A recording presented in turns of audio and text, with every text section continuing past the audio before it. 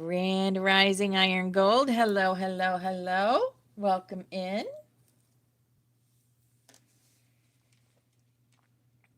I'm going to go ahead and get started since we have someone in here. And why is it saying 0? Oh, there we go. It says 1 now. Okay, here we go. Whew. Can't believe it's already Friday. It's already Friday. Hello, BX. Hi, beautiful angel.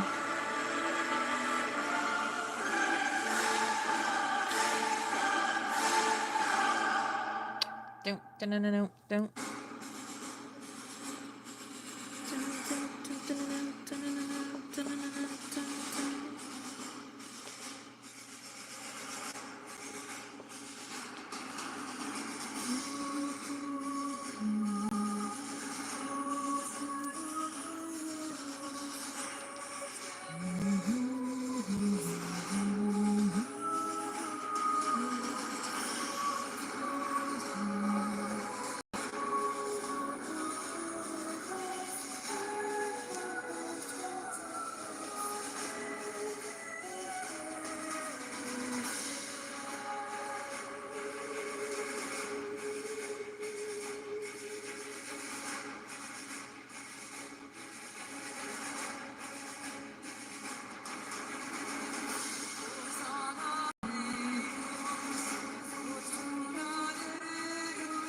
Hi, Irish. Hi, beautiful angel. I can't wait to create the package for you and your family.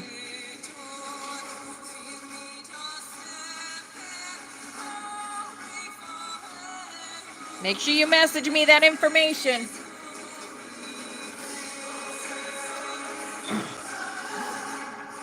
So I can make it just perfect for you all.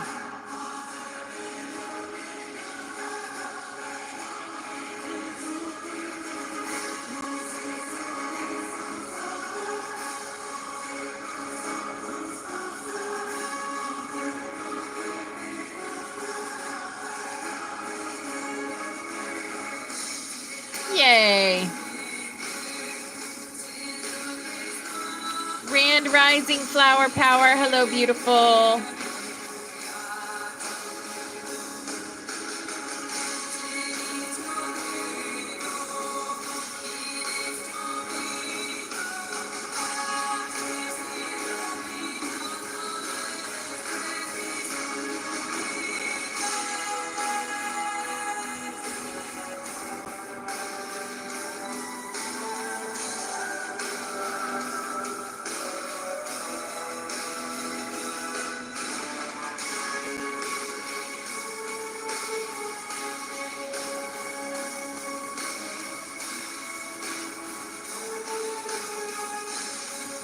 Grand Rising Trina. Hi, beautiful angel.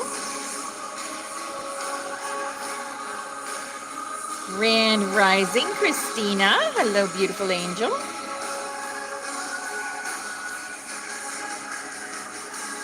Can you believe it's already Friday? Wow, this week went so fast. It went so fast. Grand Rising Victoria. Hi, beautiful. You had a hard time finding me. Do you have it on Bell? Right. Happy Friday, Chris. Hi, beautiful angel. I don't know. Oh, it's been super sunny here in Florida. Like every day. Like every day. All right. Let's hit that thumbs up. So we get out into the algorithm here. Okay. Today is actually my last day in TikTok jail. You know when another web designer slides into your... All right, let's see. We have a rainbow butterflies coming up for y'all. Love Song, of course, is our first song playing. Beautiful. If you hear a song that reminds you of a past loved one, it is them coming in to say, hello, I'm with you always, supporting you and loving you through your ascension. Hello, Jason. Hi, darling. Hello, Country Fried. Hello, darling. Yes. Grand Rising, everyone. It is Friday, 8/22. 8/22. It's like after the meditations, I feel like we can just sit back a little bit and enjoy what is to come.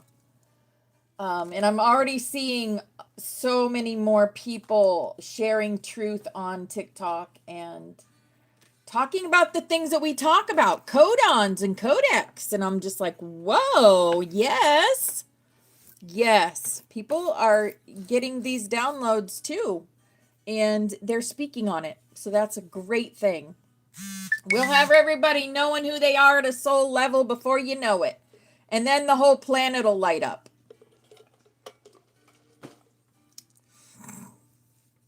And then we'll have beautiful butterflies all over the planet.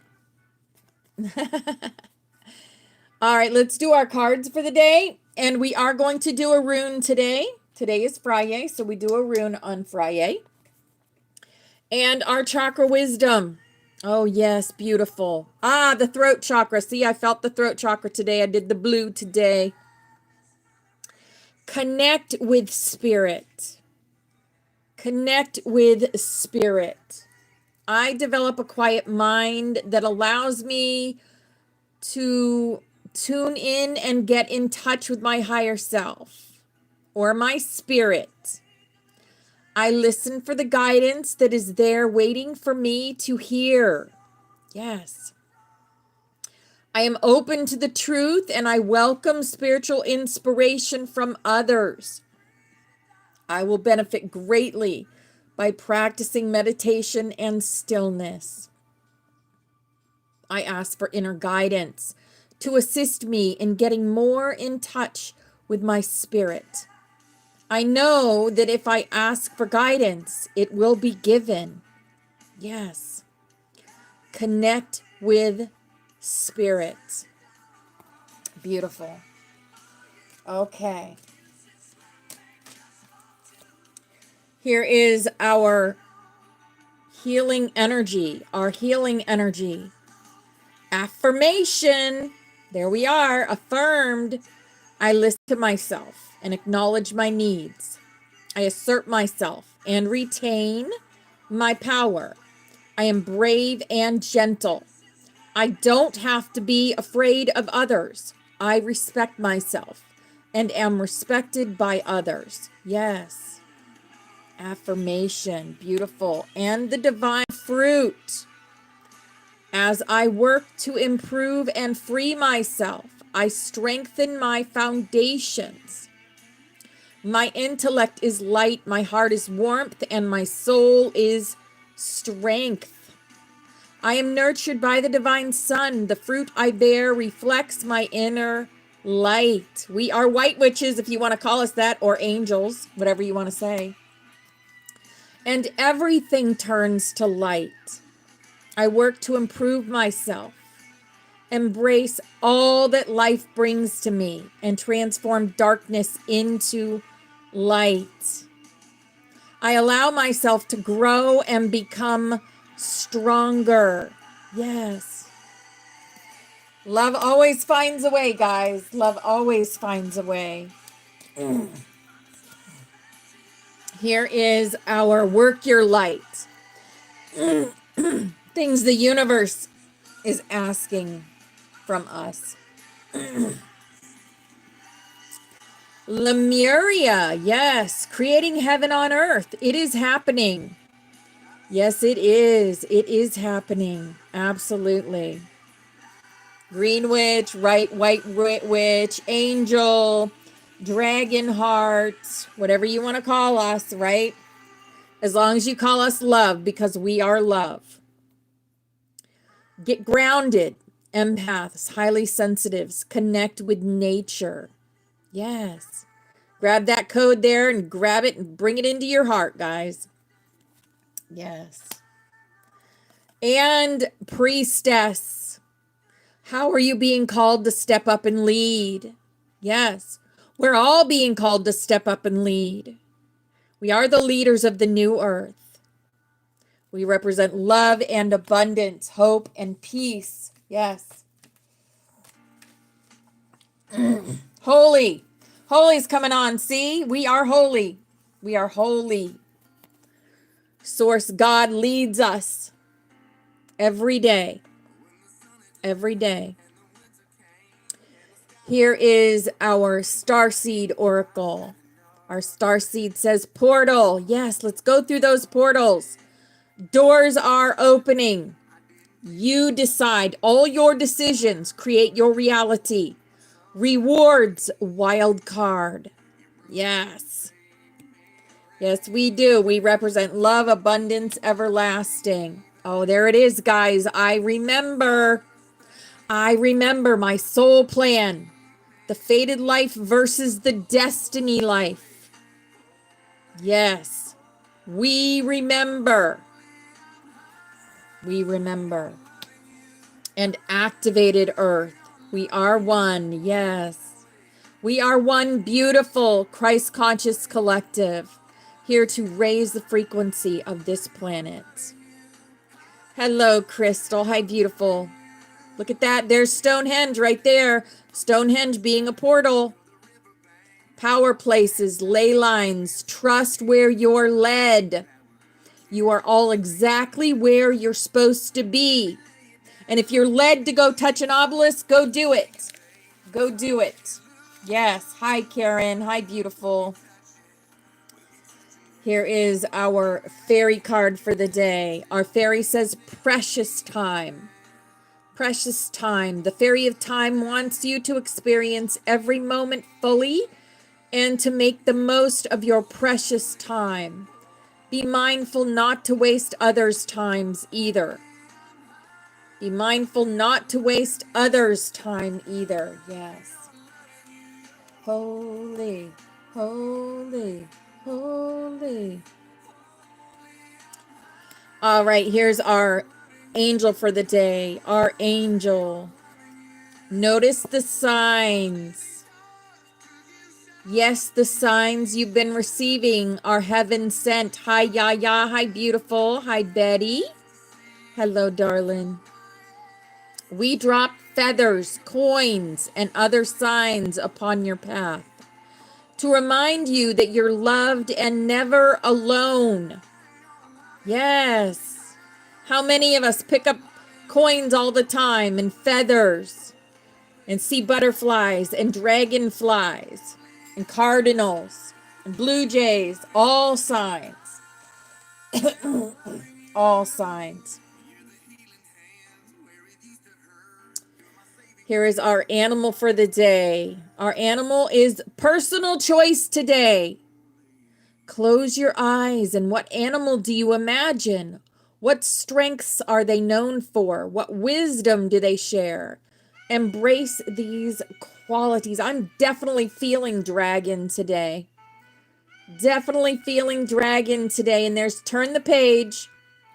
Turn the Page is the song of it's my class song from '88. Turn the Page. Here is our awakened dreamer. I'll have what I'm having. Yes. There's no need to try and manipulate the universe into giving you something you don't have. Because the truth is, you already have everything. It may simply be tucked away. The trick is in fine-tuning your awareness to remember that what you want, you already have. Yes. I'll have what I'm having. We already have everything we want. Hello, Sharon. Hi, beautiful Serafina.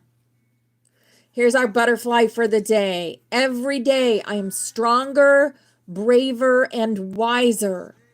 I live and grow in harmony with the universe. Yes. Every day. Every day. And our ascended master for the day. Our ascended master. Lady Nada.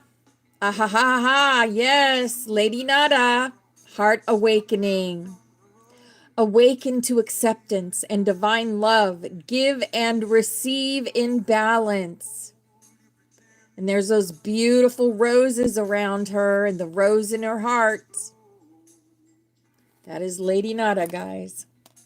She's absolutely beautiful. Beautiful energy of Lady Nada that comes in so much for us. Hello, Amanda. Hi, beautiful angel. All right. Let's see what other ascended masters we have coming in for us. I believe Lady Nada was one of the ones that came in here too. All right. So, message from the ascended masters. We have Sananda. Sananda is Yeshua's galactic self, Christ presence.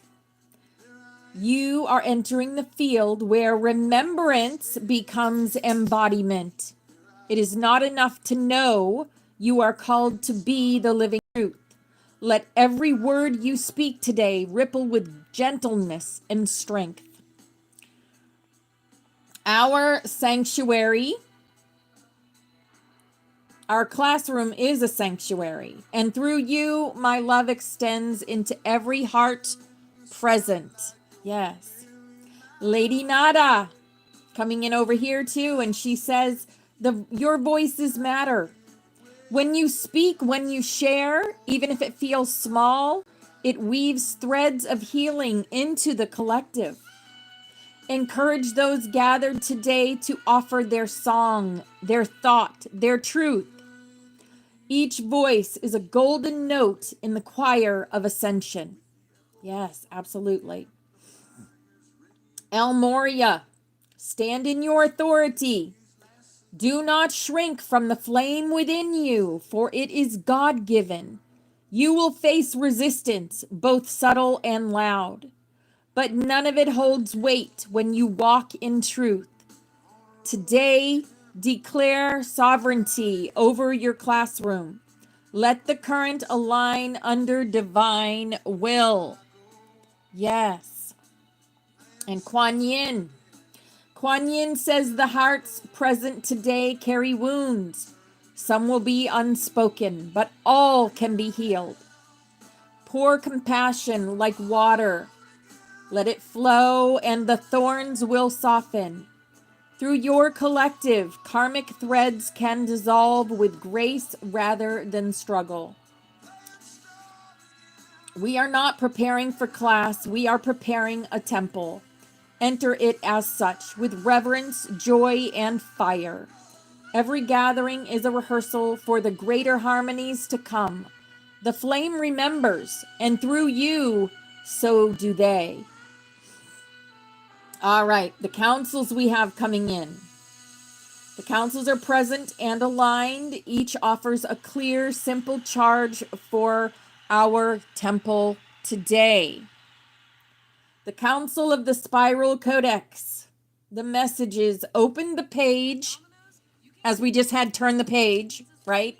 Open the page that is already turning. Open the page that is already turning. Always tell yourself, the flame remembers, and you will remember. The Solar Council of the Tetrad says stabilize 4 ways: body, breath, word, and will. Body, breath, word, and will. The Emerald Order of the Living Heart says lead with coherence, not reaction. The Sisterhood of the Rose, make room for every petal. Yes. Make room for every petal. The White Dragon Council of Sirianel says authority without hardness, fire without smoke. The Council of Ancestral Weavers says, honor the unseen helpers. Yes. One breath of gratitude for ancestors and future ones. Release any burden that isn't yours to carry. Because we remember, the flame remembers. We align in love, will, and truth. Yes. As the councils withdraw into the higher harmonics, they leave us with this braided message.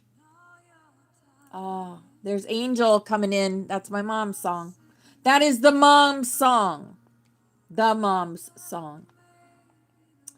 Beloved keepers of the flame, remember what you are doing is not small. Each time we gather, each breath, each moment of alignment reverberates into the lattice of the earth. You are striking tuning forks that awaken ancient harmonies. Do not measure impact by numbers. Measure it by the resonance in your chest, by the way the room feels lighter, by the way even one soul remembers who they are. That is enough and more than enough. Walk with humility, but do not diminish your power. You carry codes that others cannot.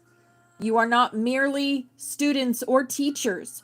You are temples walking, scrolls unfolding, flames remembering. When doubt whispers, answer simply. The flame remembers. This is your shield, your anchor, your song. Okay. We are going to learn about the next flame codex. The next flame codex is the flame mirror. It's called the flame mirror. And it is number 4. Number 4, the flame mirror. The flame mirror does not reflect your surface self. It reflects your eternal flame. When one gazes into this mirror, all illusions, masks, and false identities dissolve. What remains is only the truth of your essence, lit by the eternal fire. The function of this codex: it shows you what is within that you may deny, ignore, or fear. It also reflects what is true and luminous, allowing you to recognize your original light. Yes. Hi, Phoenix Nymph. Hi, anyone that came in just now. Hi, Diane. Welcome in, darlings. It also reflects what is true and luminous, allowing you to recognize your original light. When activated, it burns away distortions, attachments, and energetic parasites that cannot withstand divine truth. Hello, sunshine. Hi, beautiful Melinda.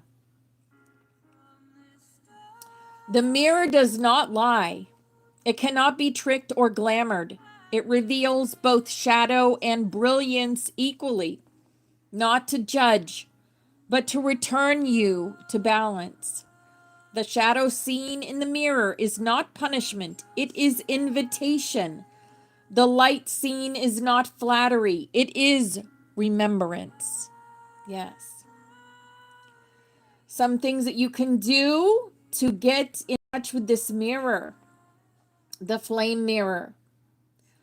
You can sit in stillness and imagine a great clear mirror made of flame before you. And inhale and see your breath fill the mirror with light.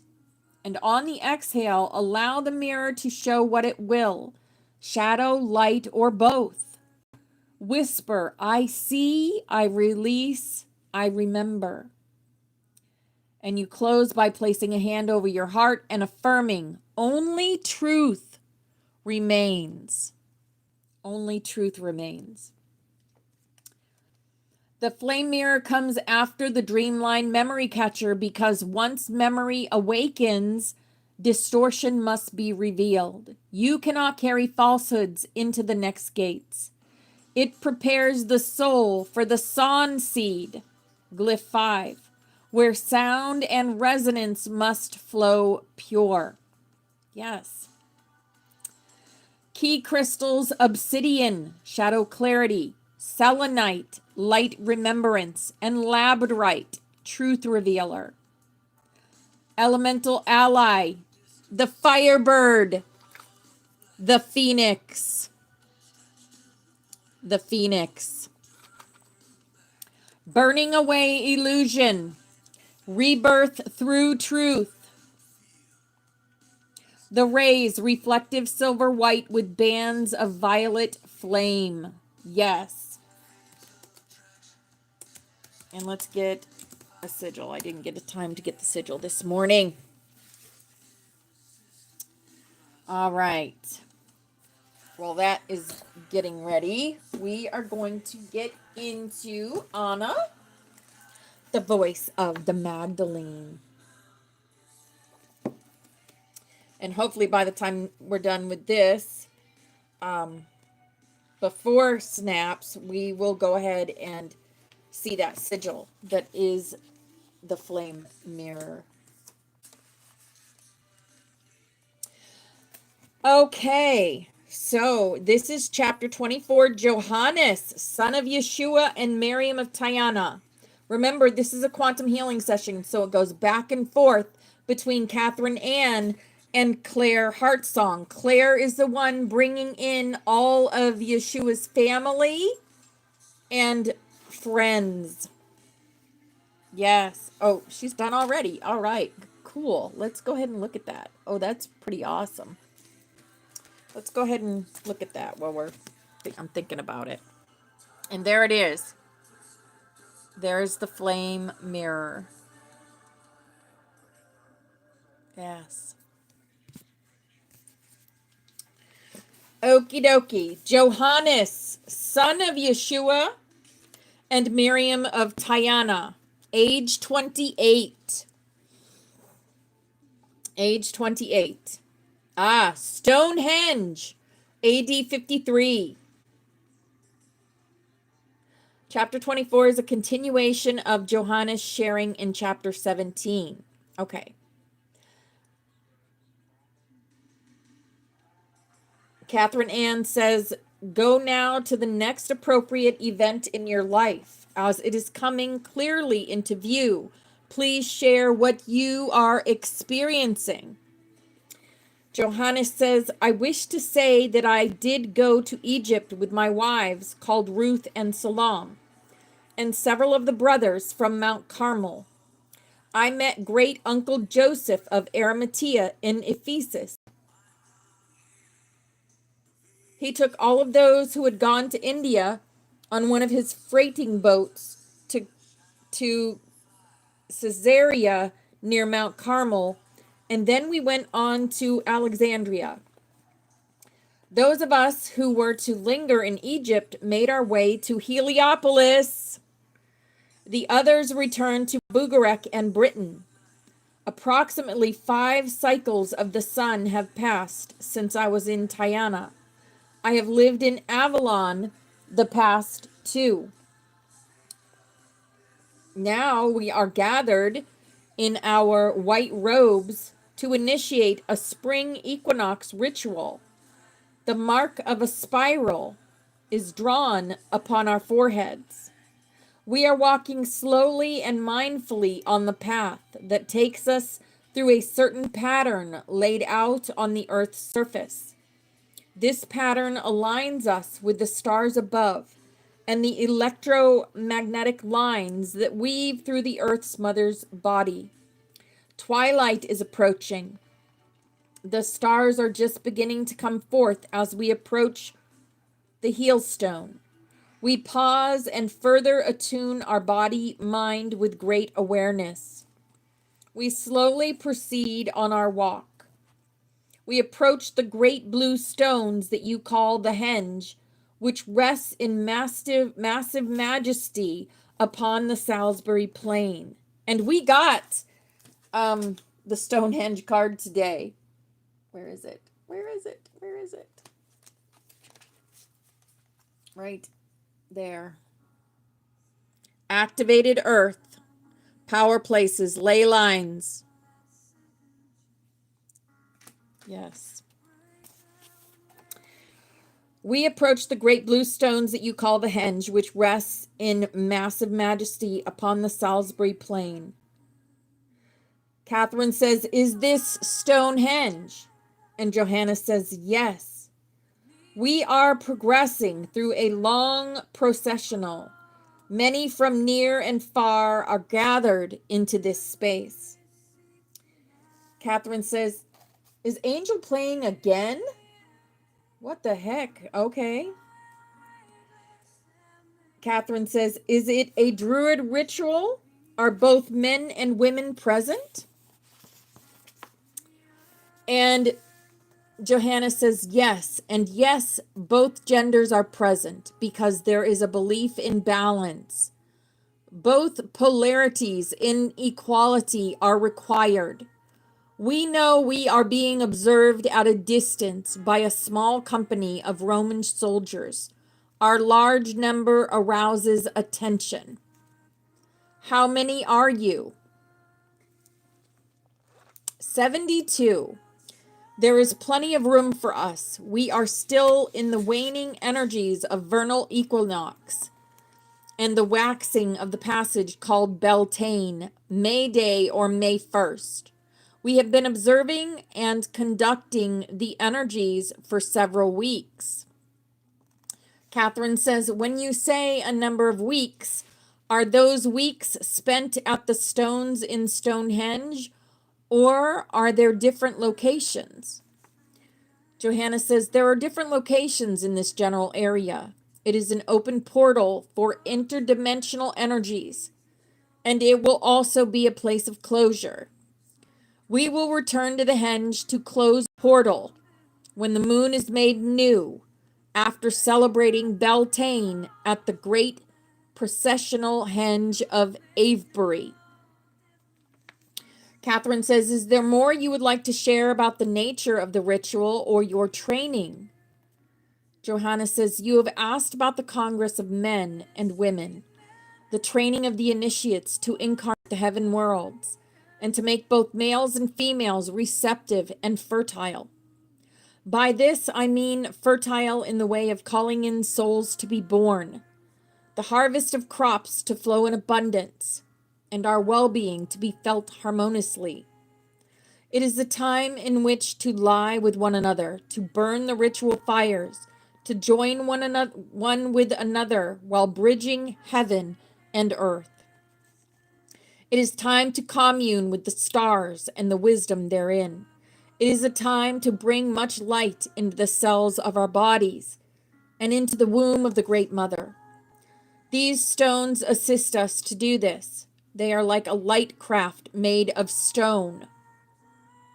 As we join together in mantras and mudras, we begin to spin our energy fields. A great mandala of light is created. The henge begins to spin. The stones become very ethereal. A very powerful vortex is created, and we all become exponentially expanded through the night. There is a large light craft above us. I am told the consciousness within it is from the Pleiades. Some of us have been learning and practicing the ways of light conception, as taught by my great-grandmother Anna and my paternal grandmother Mary Anna. Both of my mothers, Miriam of Tyana and Mary of Bethany, understand and have practiced these ways of conceiving children, both with and without the seed of man. Yes. These mysteries are very ancient, and they have been corrupted through time. We are doing our best to preserve them in a way that honors both men and women. Our desire is to bring unity and balance. Our way is to provide an immaculate space for the most evolved consciousnesses to have physical bodies. I have listened carefully to great-grandmother Anna, my grandmother, and my mother's wisdom. I have also listened to my father, Yeshua, and my great uncles, Joseph of Arimathea and Noah, who are powerful Essene druids. They call this the work of the Magdalene. They tell of a time when these ways were only practiced by women without the seed of man. Then there came a time when men sought to personify and embody the gods with whom the women mated on the astral planes. This is true today. Sadly, there has been much corruption, abuse, conflict, and suffering. We seek to find a way to bring men and women together in a way that heals separation, consciousness, and opens the portals beyond duality. We seek a way that goes beyond the agendas of gender identities, which express as dominance and submission, and all manner of war, pestilence, and famine. My female forebears have experienced virginal conception, and also conception with physical seeding by their conscious male partners. With every conception, there was a triangulation of man and women with the beloved on high, who directed the flow of energy in every aspect. Each soul to come into physical incarnation was conducted to the earth plane from the spirit planes by the angels and great ones. Each soul's journey into the earth plane was physically supported by the grounding energies of initiates, whether close or at a distance. Some of my relatives, as I have said, conceived children with ethereal light seed, but not with the physical seed of their fathers, such as the light conception of my grandmother, Mary Anna, Mother Mary, and her light conception of Yeshua, my father. Most of our family members are light conceived with the physical seed of our fathers. This is true of my siblings and me. But the exception is my half-sister Lisbeth, whose conception after Yeshua's resurrection was facilitated with my father's ethereal seed. My mother, Miriam of Tayana, has confided in me that she is preparing for a light conception with my father in the same way that Mary of Bethany conceived Lisbeth. She is overjoyed with the prospect of such a union and the coming forth of another child, even though her monthly bleeding is no longer regular. Catherine says, please share more about how the light craft and Stonehenge assist light conceptions. Oh, wow. Johanna says, I could say many things about this topic. It is one of my favorites, one that I have been studying these past years with great interest. I will do my best to refrain from getting too carried away. What I will share with you is that there is a rather complex interdimensional matrix of energy aligned with interdimensional purposes, which are accomplished by the interaction of lightcraft and stone circles, as in this case. This is also true with other light conceptions, which occur within mountain caves, such as the conception of Lisbeth within the mountain cave in Mount Bugarek. I have also been told there was a great confluence of lightcraft and intergalactic consciousness, which facilitated the light conceptions of my father and some of my aunts and uncles who are of my father's generation. It is that on occasions, such as this one at Stonehenge, that we are now overlit by a Palladian lightcraft. Wow. That is to say, it is of the light beings of light, in complete unified oneness, have co-created what is called a chariot of fire, or a chariot of the sun. Some call this living light craft a group Merkaba energy field. Wow. This light craft is not physical, although it utilizes the energies of the earth. It is not bound by gravity or by physical plane frequencies. It is more aligned with cosmic frequencies of light, sound, and color. It is intergalactic in origin. Although the beings present on this particular light craft are attuned with the higher ascended consciousness vibration of the Pleiades. Wow. Of the kinds of cosmic technology present, sound technology is particularly important for the regenerative work we are currently facilitating. Oh. Sound technology especially enhances the harmonic interaction of the light craft, the blue stones, and our unified consciousness. The Magdalene druids, who are very carefully attuned and calibrated with one another. When you understand that all manifest creation is comprised of frequencies, and that frequencies are sound, and that the conscious awareness of sound facilitates manifestation, then you understand on another level why Stonehenge was created. Wow. And so it is that we consciously use our voices, which are amplified by the power of each stone. Then we work through the collective harmonic arrangement of the stones, together with the Earth's electromagnetic frequencies, in alignment with the Earth's core and elements. And last but not least, cosmic harmonics are sounded through the light beings, light craft in oneness, unifying and amplifying all that we are anchoring on Earth through our bodies. All together in unified harmony and balance, we sing the stones. Depending on our purpose, whether it is bringing fertility to the earth and to the well-being of our minds and bodies, the light conception of children, or affirming peace and harmony among all beings, sound, light, and color are the technologies we use as Druid Essene Magdalenes. In concert with the Earth Mother, Sun, Moon, and Stars.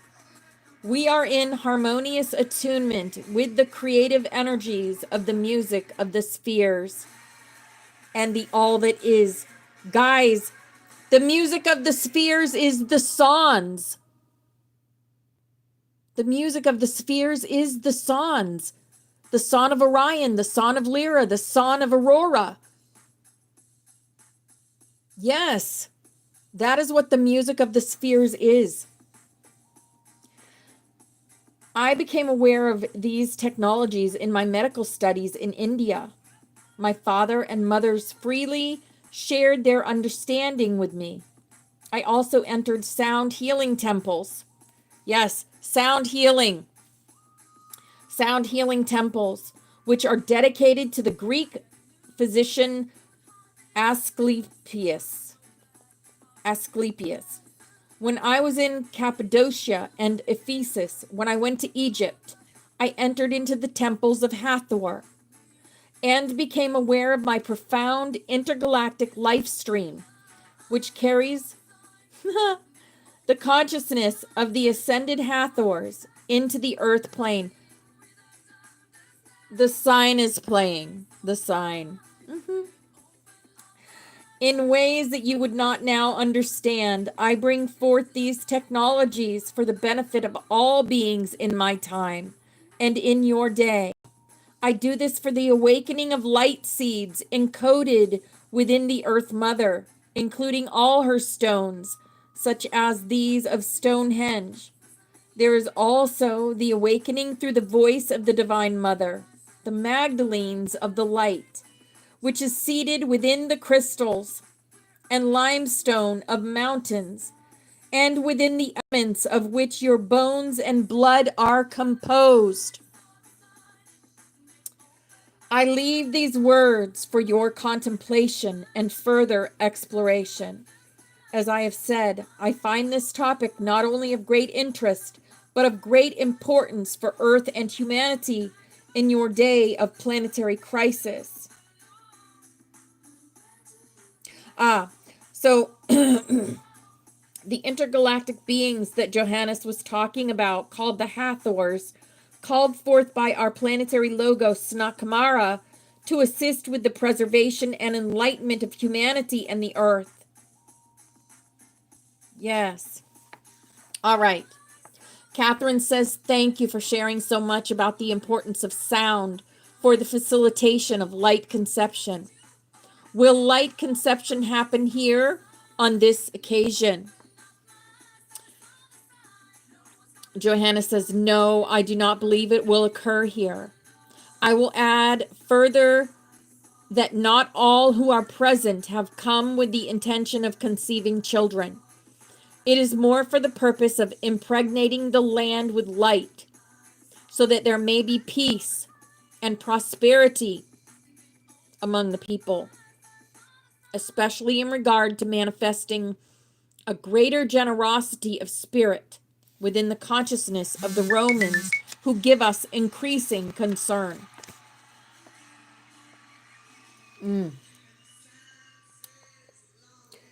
And sign again, a different sign song.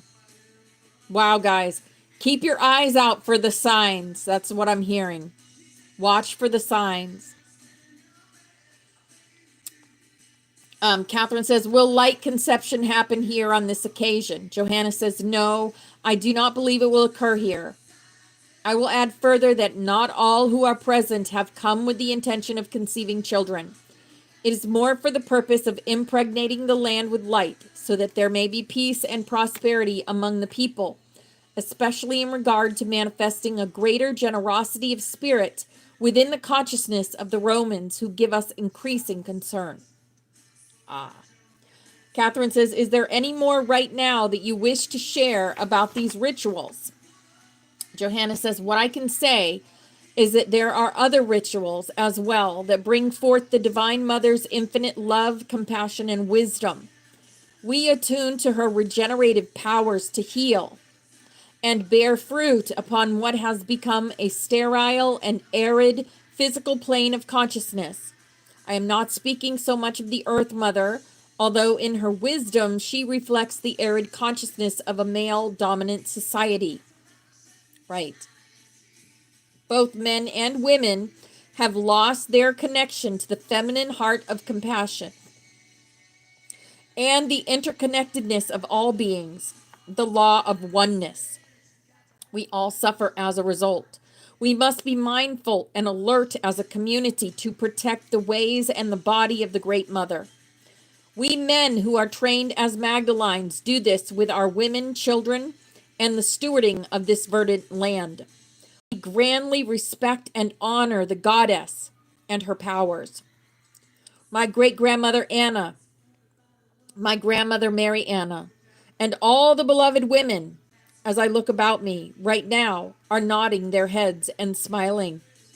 They are all raising their hands and collectively sending a great deal of energy into the opening of seals that have bound the voice of the divine feminine, the Great Mother as the Magdalene, and her resurrecting powers of unconditional love. I have made peace in my heart concerning my childhood wounding when I perceived that my mother abandoned me. I have come to see that we all need to heal this collective wound of abandonment, which is really self-abandonment. That comes from perceiving yourself as separate, feeling like a cast-off. We experience afflictive emotions that relentlessly cycle through us, causing us to feel unloving, unlovable, and unloved. Our grief and anger push the Great Mother's ever-present love away. Blind to the love and the mercy and the goodness that are always present within us, we bring harm to ourselves and others. We need to feel the Divine Mother's love so that we can love all beings, including our human self. I am reading Diane 63, Diane Meow, Anna, the voice of the Magdalines. Then we will all flourish. Our mother, the earth, will don her glorious garments of light and fertility. This is my vision, and aspiration. I dedicate my life to this purpose. With these great stones and the radiant stars over my head as my witness, this night and forever, I consecrate the life force flowing through me to the benefit of beings through all the times and realms. It is all good. This is a time of great healing and goodness, even amid the greatest darkness and chaos. This is the grandest of opportunities for love to come forth and heal the minds and hearts of all beings. We have but to relax, let go, and let the love that we are just simply be. Through non-judgment and non-effort, we will bring forth our intrinsic wisdom and take compassionate action. I am called Johannes, and I am available to assist you from the other side as a healer who understands the mending of broken hearts. Whether you require physical, emotional, and or spiritual healing, I am at your service. Peace be with you. And Catherine says, thank you for coming, Johannes. Wow, yes, beautiful. So we have another beautiful entity that we can call on. Johannes, who is the son of Yeshua and Miriam of Tiana. Wow, that I have no words. That was just wow. So many bells went off as I was reading that. So many bells about what we are here for, what our purpose is. And, you know, it's always been that way. And it all started at Stonehenge, opening the portal of Stonehenge. And the Palladians, I can't believe the Palladians are mentioned in this. It's like, wow. And it's all coming at this time when we are doing the work. When we are doing the work. Wow. All right. Yeah, I know, Abigail. Yes. When we went to Stonehenge with April, we literally opened a portal. We also let some of the higher ranking dragons free. We freed them from their prisons. Oh, goodness gracious, right? Absolutely. It's just silly. I can't even. All right, guys, we're going to do a rune for the day. I forgot it earlier, so we got time before snaps to do a rune. Yes, exactly, Flower Power. It's all been hidden. It's all been hidden. And now we sing the songs. And what we do when singing the songs, oh my goodness, we awaken humanity. Oh, I know this one. I can't think of it right now, but I do know it. Isn't that Gabura? Is that Gabura? Let me see.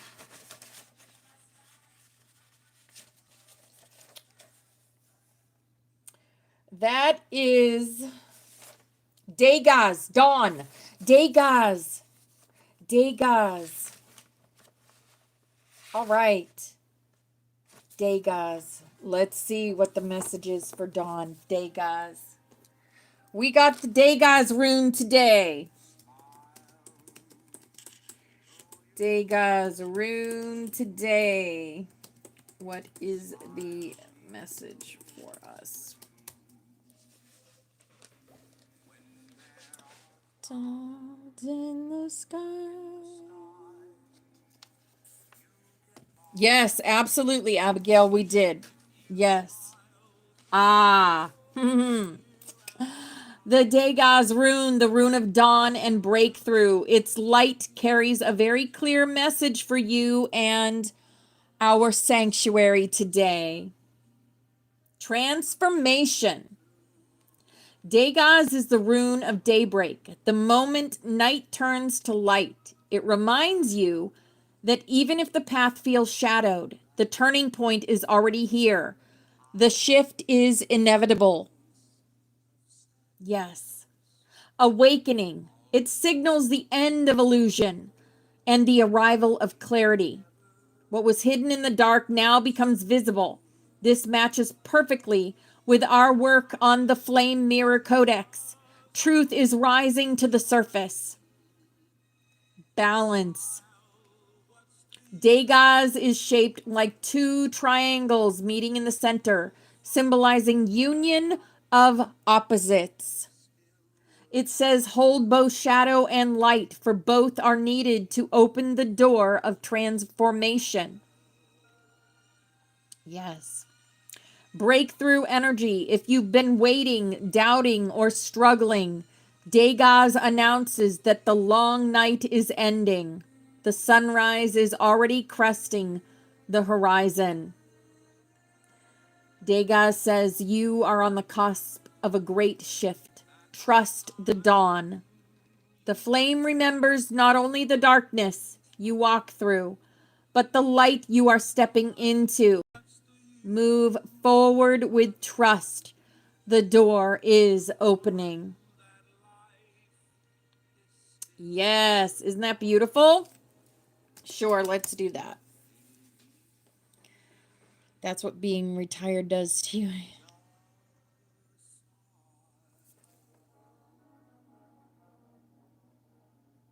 It is Friday. It is Friday. Yeah, it is.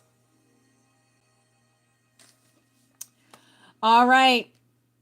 So we stand at the threshold of night and dawn. The flame remembers. We gaze into the mirror of flame and see truth unveiled.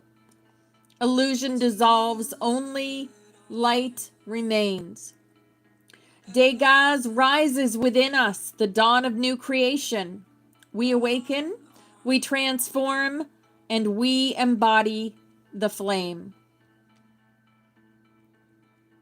Beautiful rune today.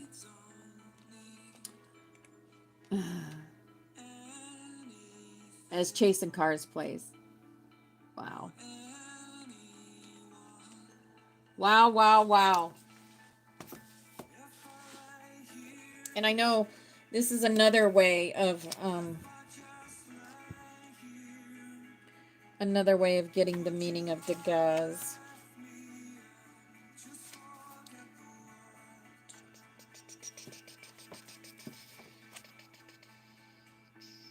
Aha. And we get a message. You are important to God. You are important to God.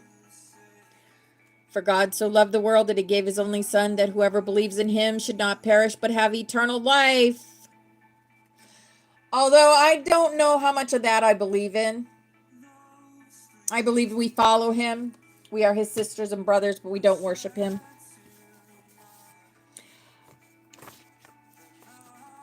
Degas, arms folded, I cross myself. The still point. Constantly moving, leaving, returning, emerging from light, darkness, where they meet. Am I willing to be nothing? Degas, the double-edged, brings death and birth. Yes. We are nothing and everything at the same time. Yes, he didn't want to be worshipped, never did.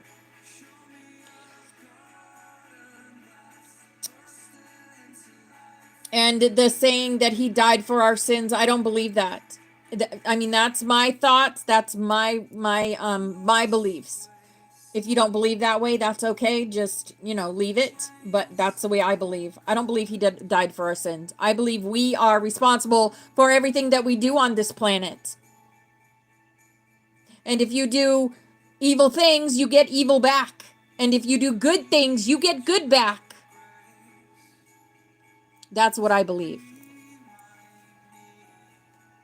There are some rune books that refer to Degas as the rune of daybreak. I suggest you look at its shape. It is the rune of wholeness. To name it daybreak is to speak of only half of it. It holds the energy of extremes of both ends, both daybreak and nightfall. Oh goodness. It is balanced and it is even, And there is a place in the middle where the two extremes come together. And at that point, neither of them exists. They are both nothing. There's the 0 point, guys, in the middle of Degas. In the middle of Degas. Let me show you something. That I ever was. See if it's still on here. Yep, right there. Right there. What is that? What is that? That is the 1221 portal. That is the 1221 portal, and that is Degas.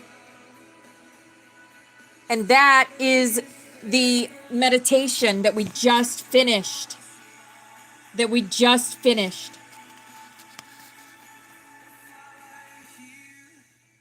Wow.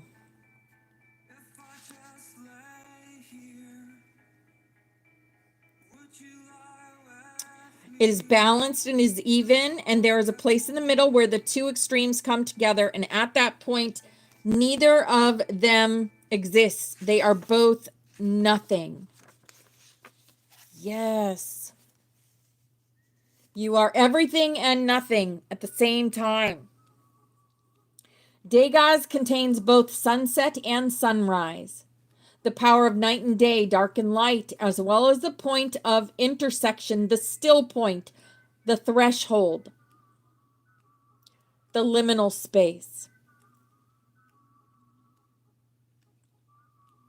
It is interesting that in the English language, the word day is used to include both day and night. Have you ever thought about that? We are all familiar with using the expression an entire day to describe a 24-hour period. Why do we not say instead an entire night? Is it because we fear the dark? If Degas holds both dark and light, we could easily call it the rune of nightfall and be just as correct as when we call it the rune of daybreak. But such singular descriptions misrepresent the energies of the rune. I read an explanation once about the Degas rune where the writer said, darkness isn't darkness, it's a quality of the light. I find that statement extremely strange, and stranger still when attempting to apply it to the ancient wisdom of Degas. Dark is not a quality of light any more than light is a quality of dark. Darkness is not the absence of light any more than light is the absence of darkness. Many times when Degas appears in a reading, it comes as an invitation to examine your own relationship with and beliefs around darkness. Do you avoid darkness or even using the word dark? Are you perpetually speaking about and seeking only light? Do you consider darkness to be bad, negative, or something to avoid? Are you out of harmony with Degas because of your own thinking? Degas will show itself in times of transformation. Often I use the example of the metamorphosis of the caterpillar. For a certain period of time, all the caterpillar does is eat. Then at some moment it stops and begins to create from its own body a container that will enclose it, and during the time of confinement, it will go through a complete change in form. The body of the caterpillar begins to liquefy, and it reaches the place where it is not a caterpillar or butterfly. It is not one thing or the other. It is nothing, and it is no thing. It has reached the still point of the Degas rune, the point just before the turning. Everything that was needed to become something new was contained within the old, and all that is needed to become again the old is contained within the new. Once transformed, the butterfly must emerge from the container, and to do so requires movement and persistence. And once it emerges, it must trust that its newly formed wings will allow it to fly. Powerful, transformative things happen in the dark. It takes stored energy and information to transform, and it takes stored energy and information to emerge. There are times during the process of transformation that require stillness and waiting. There are times during the process of transformation that require persistence and determination. Do you allow yourself to be still in order to transform? Do you know how to effort in order to emerge? What can you learn from Degas? Degas holds the energy of birth because it is a transition from one space into another through a narrow passage. Degas holds the energy of death because it is a transition from one space into another through a narrow passage. Does the light emerge from the darkness, or does the darkness emerge from the light? Or do both things happen? How would you answer that question, right? All right. So our rune for the day is Degas. Men on cross were not baby Jesus. He said he died at 39, but not on the cross, but Akira could be wrong too. Yeah. Teresa, he did not die on that cross. Remember? He went into the tunnels and they healed him. They healed him. He learned at an early age how to stop his breath, how to control his breath and look as if to be dead.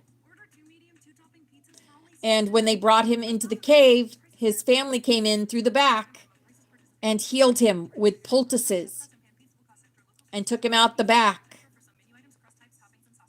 And then he stayed hidden and had children after and married twice and all this stuff. Yep. But so many people have been lied to and think that he did die on the cross, but he didn't. At least I don't believe he did. With all the things that I've read and know in my heart, he didn't. He didn't. Yes, he had children. Hey, Marge. Hi, beautiful. We're getting ready to do snaps here in just a couple of minutes. Yes, he did.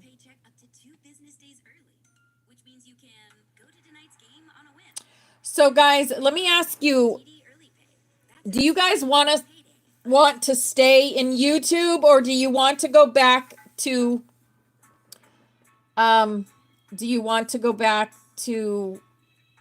TikTok? Because I can go back to TikTok starting Monday if you guys want to. It doesn't matter to me. It's one extra step, basically, for me to go back to TikTok.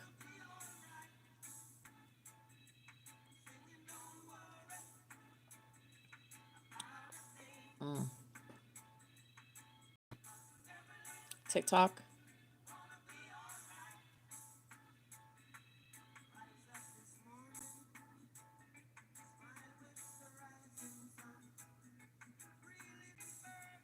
Anyone else? YouTube. We got 2 YouTube, 3 TikTok. I can't have any. Yeah, I can't do a thing. TikTok. Whatever is easier for me. YouTube is toxic. I like both. YouTube, I can minimize, is more social. TikTok seems easy to comment. Yeah, it is easier to comment on YouTube, on TikTok. Yeah. YouTube is less toxic. I see. Honestly, we've had more idiots come in YouTube than we have in TikTok. I'll make the decision and let you guys know. It'll probably be going back to TikTok. I don't know yet. I know I'm doing TikTok tonight. All right. It's time for snaps, and we have everyone here is on the butterfly. You all are empowering yourself and creating. This is our past loved ones. They're always with us anytime we think of them. Bobby Rocks did this for us. We are the Sophia Dragon tribe. We climbed the ladder. We are the butterflies. We are creating a new world, And we are going from the 2-strand to the 12-strand and beyond of the DNA. This is also our room, and this is to show us that we're always guided, watched over, and protected. This is who we are. We are the rainbow butterflies of the Hopi prophecy, here to raise the frequency of this planet. And this is also who we are. This is our room according to Forest Fairy. This is the dragon energy, the priest, the pan, the joker, the mother goose, the XOXO, the magic, the white rabbit, and the hummingbird. And we are the unicorns. Here is the song of the 144,000, where we thank Mother, Father, God for being with us and protecting us as we create. Because we send out ripples throughout the universe when we get together and create. And so Mother, Father, God protect us. So we thank you, Mother, Father, that you have revealed to us your protective universal light. That within this light is complete protection from all destructive forces. That the Holy Spirit of your presence permeates us in this light. And wherever we will, the light to descend. And we thank you, Mother, Father, that you fill us with your protective fires of love. That within this love is complete protection from all destructive thoughts and feelings. That the consciousness of Christ is lifted up in us in this love. And wherever we will, the love to be inflamed. Here's a big old lucky hug for everyone in here, creating and empowering yourself. And we thank you, Mother, Father, that you are in us and we are in you, and that through us your will is sent forth on wings of power, that your purpose is accomplished on earth as it is in heaven, and that through us your light and love and power is manifest to all the sons and daughters of mankind, because we are the love, we are the light, we are the truth, we are. And divine love is working through us here and now to create the new earth and bring in the golden age. Yes. All right. Here's our healing chain, and all these people have asked us to connect our energy with theirs. So however you do that, with light language, with Reiki, with crystal healing, or with prayer. I'm going to call in Archangel Raphael and have him connect his energy to all these beautiful people. And we are going to send them love, light, and healing energy now. Miasatos koros priata makorosiata.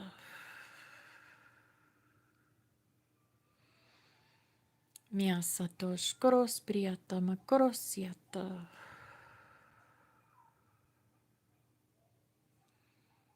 Miasatos koros priata makorosiata. I know, Teresa. We're going back to TikTok on Monday. And I'll just be a good girl from now on. If I want to share anything weird, I'll share it in Discord. Hakuna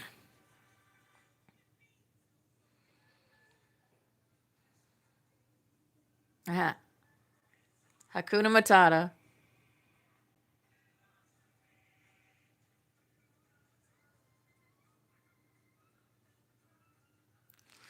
All right, guys.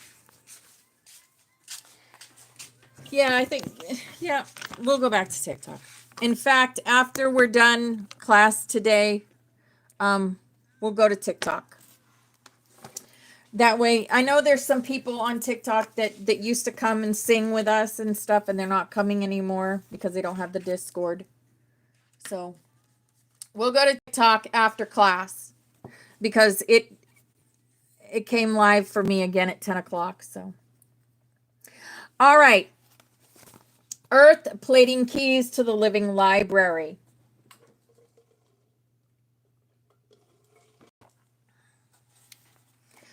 Again, this is about Pleiadians. This is the Pleiadians telling us about our missions here. And you guys are going to get a lot of Pleiadian information because that is what's drawn to me as being a Lyran Pleiadian. So, if you look carefully into historical records and manuscripts, you will find that the crop circle glyphs are not a phenomenon found only in this century. These glyphs of sound and light geometry frequently come and go from the earth plane. They are one way that communication between life forms is gently being introduced. The glyphs do more than a ship landing with strange beings saying, "Hey, we are here. Let us give you the scoop." They confound your scientific community and make them look foolish, which is absolutely necessary with humor, of course. Your scientists are in a rut, and it is time for humanity to question everything. In particular, it is time to question those who claim to have all the answers.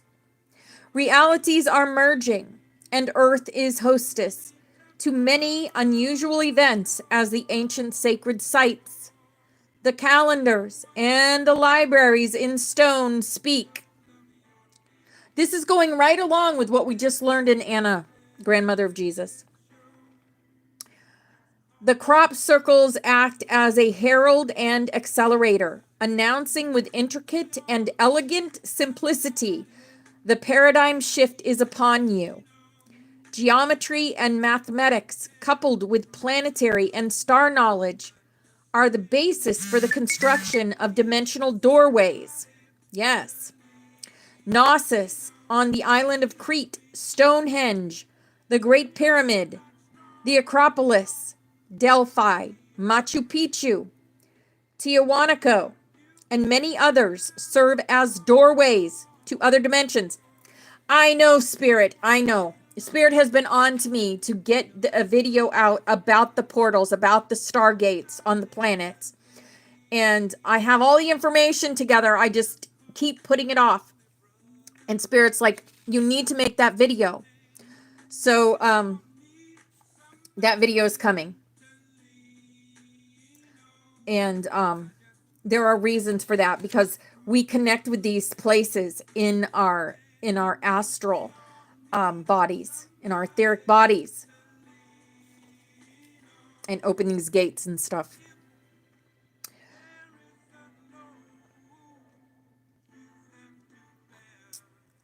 I'll probably just do TikTok.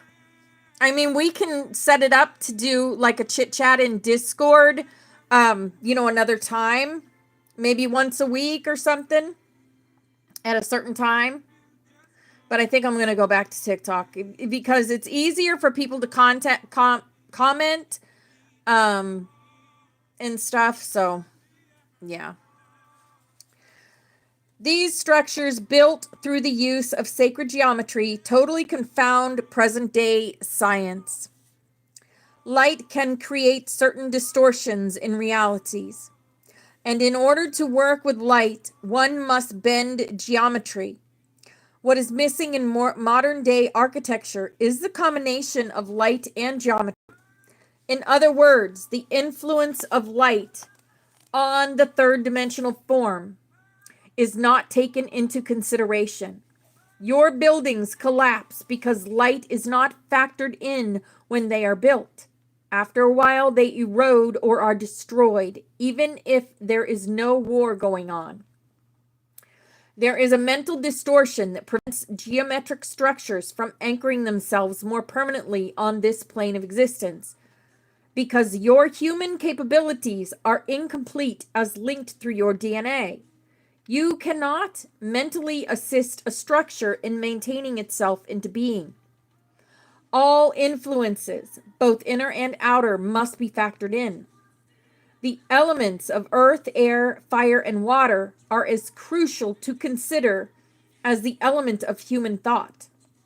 Geometry conveys its own teaching as it manifests into physical form. It has an impact, and there is an instant transmission of energy from the forms of geometry into the physical body. This is a gift of the gods to the humans in order to create a higher ideal. The geometry of the gods is transduced into a geometry that exists in third-dimensional form. Shape and size radiate the essence of sacred geometry, creating knowledge transmitted from dimension to dimension. Perhaps you do not realize that you yourselves have different physical shapes. For example, dolphins are another version of humans. Dolphins exist not only in water, but on land and in the air. They exist in many dimensions at once. A joyous nature is one of their most outstanding characteristics. It arises from a very highly evolved consciousness that knows it is never destroyed, a consciousness that has a deep bonding with its human counterpart who has forgotten and believes that it is destroyed. Dolphins and whales create specific sound vibrations to hold your planet together.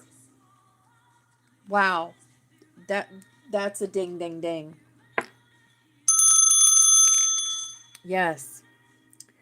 Dolphins and whales create specific sound vibrations to hold your planet together. Like you, these creatures are descendants of ancient beings from the stars, and they are here to transfer to you, the people, the ancient wisdom and truths for maintaining and loving your planet. Dolphins and whales are members of the family of light, and for eons they have carried frequencies from some of your ancient civilizations. The dolphins of your Atlantean culture were coded before the demise of that civilization, and were given much information to retain and pass on genetically and telepathically. They are presently transmitting that information to the human species. They are also giving you a message that is clear. Their quality of life is in question, and if their quality of life is in question, so is yours. They are a mirror for you at this time. Dolphins are leaving your planet in great numbers. Not only do they beach themselves upon your shores, they also catch themselves purposely in the fishing nets. Dolphins are very smart creatures. They are not victims. They are leaving the planet to you because it is time for you to take stewardship. Animals trust themselves and know that they simply change form when they die. They know there is a new world forming, so many of the species that are becoming extinct are actually moving through dimensional frequencies and advancing onto a new Earth as the old Earth is dying. Countless numbers of you seek to swim with the dolphins because you respond to an inner coding that creates a new vibrational frequency as a result of your contact with the dolphins. This frequency connects you with your heritage and your right to know who you are. It has not always been easy for assistance to come to Earth, yet by hook or by crook, there have been energies from the stars who have seeded various cultures, offering teachings to the biogenetically rearranged humans and encoding them with light for the purpose of holding fragments of knowledge upon the planet for 500 or 5,000 or even 10,000 years. When each civilization was finished, its artifacts were passed on or submerged into Earth. Each civilization that held a vestige of light always in some way created artifacts that told stories, and these artifacts were sequestered for epochs of time to emerge only when they could be properly interpreted. Earth stores many remnants of civilizations, some of which spring from a point you would call the future. Your now can be seeded and influenced from many directions. Some of the so-called foundation stones of your current world beliefs are not remnants from the past. Distortions can be constructed in the future to plant in the now and appear as if they came from a point a long time gone. Planted artifacts can purposely divert you from understanding the identities of invisible rulers that you perhaps call gods. If you can reach the point of understanding that the material realm is a symbolic representation and not get lost in hoarding, then there are many magnificent artifacts that can reappear. Your planet has numerous changes to go through over the next 20 years, and these ancient artifacts laden with coded knowledge will begin to reemerge.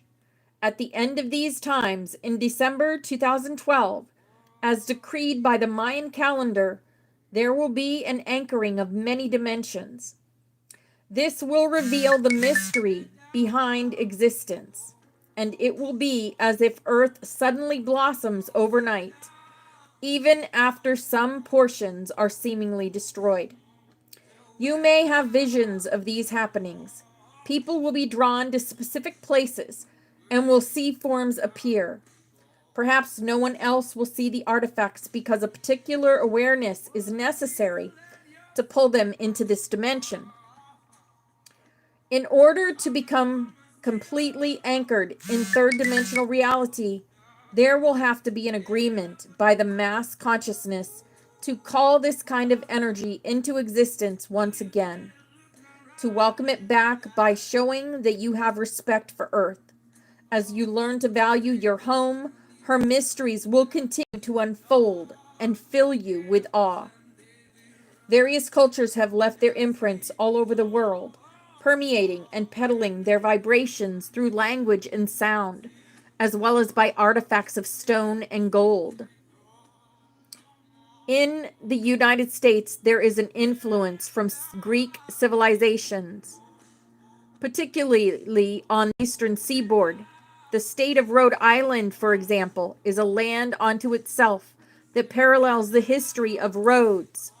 Syracuse, Ithaca, and Utica are ancient Grecian names, and there are many Spartas and Atheneses. Names carry an imprint of influence that will come alive and convey more meaning as your inner and outer knowledge unfolds. There were codes of conduct by which people lived in ancient times. In Delphi, to know thyself was considered a key to living. Knowing thyself embodied the concept of going within and exploring versions of the multidimensional self, discovering questions and answers, and access to other worlds. The codes of conduct concluded that you were to take nothing in excess, and that you were to always show respect and properly value what was around you. Today, you are pushed to consider codes of conduct and communication in order to reestablish a world in which all things are significant. Your uniqueness lies in your diversity and the innumerable ways in which you, as humans, have sought to experience and interpret reality. Tibetans understand many of Earth's cosmic keys. There is a portal in Tibet, a huge energetic opening. When visitors wish to come to your house, they can come through the window. However, it really is easier for them to enter through the door. Planets also have doors through which you enter. Portals are composed of corridors of time. So when you enter a planet, how do you know which era you will end up in when all time is simultaneous? The ability to locate events in time takes great mastery of self within the moment, and it is no easy task to perform. The Tibetans, basically up until the 1950s, diligently maintained an energy doorway. Over hundreds of years, they have acted as guardians and emissaries for those who ventured through. The Tibetans have been working with extraterrestrials for eons. At one time, the region known as the Himalayas was at sea level. Under the mountains of Tibet, there are huge veins of gold and caves filled with crystals. There are artifacts stored there that indicate the ancientness of civilization. Included are many physical bodies that have been preserved. The Tibetans had a predilection for preservation, just as the Egyptians did, only they had a different method involving gold. The Egyptians employed the mummification process, which involved memory from Atlantean times, when people were rejuvenated and restored if their DNA was intact. This possibility is currently being rediscovered and applied today. The ancient Tibetans did something different. They were not looking to rejuvenate the body so much as preserve and maintain the frequency of consciousness that the body had achieved in a given lifetime. They would mummify. We use that term loosely, the body in gold, outside and inside. It was a complex process that took many months to complete. If a person achieved a rare state of consciousness and maintained this frequency throughout life, then when that lifetime was completing, a summons appeared, requesting the person's retreat deep into the formidable mountains. Called by the masters, the person sat and awaited the time of death in a certain position. When death came and the spirit evacuated the body, couriers immediately began a procedure to preserve the body, layering it with gold to stabilize and hold the rare frequencies of consciousness that were prized above all things. Hundreds of these statues exist underneath the mountains of Tibet. Today, those privy to this information understand that they can blend with these preserved vibrations and access particular frequencies of consciousness. All right, we'll stop right there. Well, that's interesting, isn't it? Wow, I'd never heard of that before. Huh. So Tibetans preserve themselves in gold. And there's a bunch of gold Tibetan bodies underneath Tibet. Very, very interesting for sure. I'd never heard of that before. I heard of course, mummification, but not that. Very interesting. All right. Always learning something new. All right, guys, that is class for the day.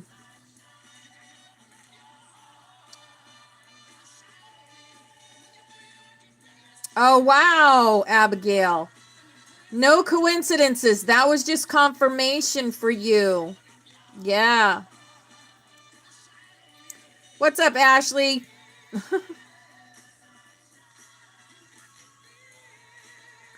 Like anchoring and raising our vibration on this earth, the crumbling is happening. Yes, it is. Absolutely.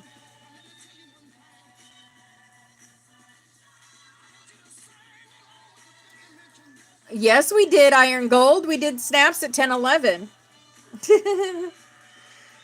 Did you fall asleep? We sure did.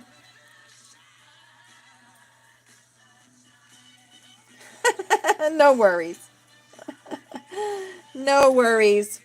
All right, guys, we're going to go over to TikTok. We'll go over to TikTok and do the Song of Lyra. Maybe Ben will join us because I know he doesn't have Discord, so. Let the sun shine in. Yeah, it was at 9:11 your time, 10:11 my time. Yep. Time of the season. All right, guys, we're going to go over to TikTok. I will see you there.